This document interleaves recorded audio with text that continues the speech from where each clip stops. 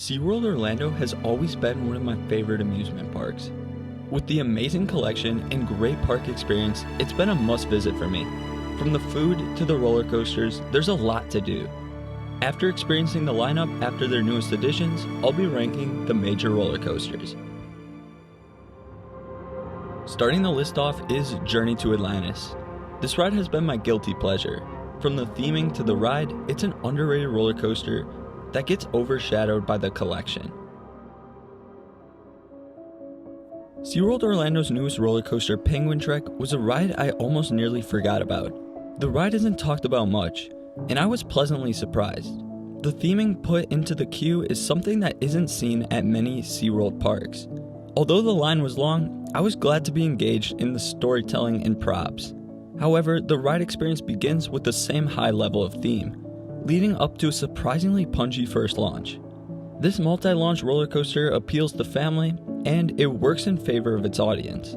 Even though B&M manufactured this roller coaster, the forces don't feel like your typical rides. The ride experience is much more graceful than their high positive G and intense rides. I rode in the front and thought there were still some great elements within the layout. It's a family ride, and it accomplishes its vision well. Kraken is one of B&M's best floorless roller coasters. I'm a fan of the ride model. Their intense rides often feature positive Gs that lead to grayouts. Kraken is no exception to the model and offers one of the best, if not the best layout for any B&M floorless. I'm a sucker for zero-G rolls, and Kraken has a phenomenal inversion. Plus, the layout is paired with excellent whip and solid positive Gs.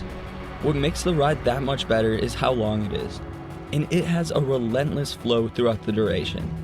Not to mention the amazing new paint scheme. I was a fan of the old one, but the vibrance with the new paint looks great from any angle throughout the park. It never has a long line, so I love to re-ride Kraken to experience the great layout. Kraken will always be one of, if not the best floorless roller coasters of the B&M model I've ridden. Even though this ride isn't ranked too high on the list, that just proves the quality of SeaWorld Orlando's ride collection. Kraken has always been one of my favorite roller coasters, and it's clear why.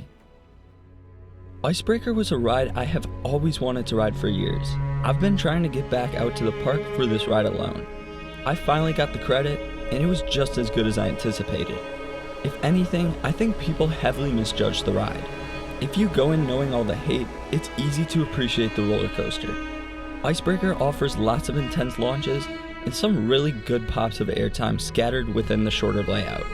But even though the layout is short, the swing launch makes the ride a little longer. And the top hat really surprised me. The ejector airtime you received entering and exiting was unexpected. It managed to be powerful despite the small stature of the ride. Even though the ride isn't the tallest, it packs a punch. I'd even argue it has the strongest airtime in the park. However, I do wish there were a few more elements to make it a truly elite ride. But since the short layout features so many great elements, I still rank it ahead of most rides.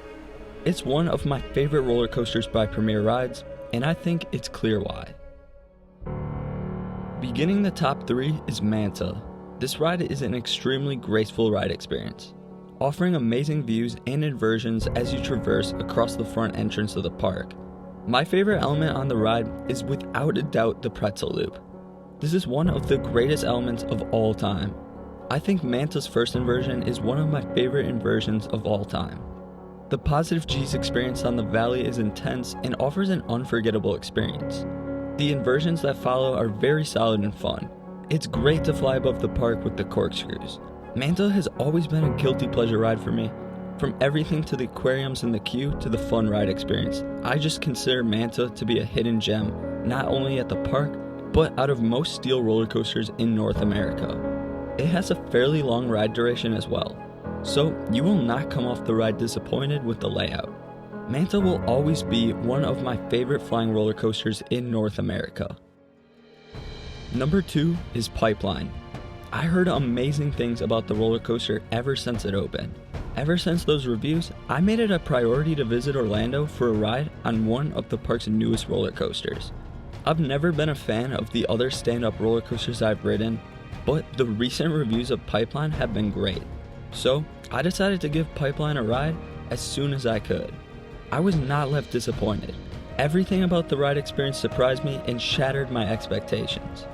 The first launch was great, and a solid airtime follows before going into a really fun bank turn. The turn offers great hang time that shocked me. And of course, that amazing airtime hill that can be seen over the water. You receive some great floater airtime, and the seats move up with the airtime, only making the element that much more unique and special. The rest of the ride that follows is great too. There's a solid pop of airtime, and then a helix that surprisingly had me graying out. And there's a great twisted hill towards the end of the ride that offered one of the best airtime moments on the ride. It's definitely a contender for the best ride in the park, and it's one of the best roller coasters in Florida, but I prefer one other roller coaster. Mako for me is the best B&M Hyper roller coaster. Everything about the ride experience is perfect for me. I love the first drop that dominates over the park skyline, and then there's the 5-second floater airtime hill, plus a long ride experience that seems to never end. I also love the theming and soundtrack featured in the queue. I feel really immersed in the atmosphere every time I ride it. For a B&M roller coaster, this is as close as a ride gets to achieving the status of a perfect ride. Floater airtime is what Mako focuses on, and it kills it. I'd say Mako has the best floater airtime on any roller coaster that I've experienced. People complain about the ride having dull elements, but I don't find that to be the case. In the short duration, I find every element to provide fun sensations, whether lifting you out of your seat gracefully or providing strong sustained positive G's in the valleys. Mako also has one of the best first halves on any roller coaster. Up until the mid-course, the ride experience is perfect as every element delivers. Even the turnarounds provide a fun sensation above the water. I wouldn't change a single thing about the layout. The second half still continues to offer that amazing floater airtime found on all B&M Hyper roller coasters. I love the immersion of the tight turns taken directly above and close to the water. It also makes for great photos from the other side of the park. Whether on the ride or off the ride, Mako has a beautiful presence and will be an iconic ride for many years to come. If you haven't ridden Mako, I highly recommend it.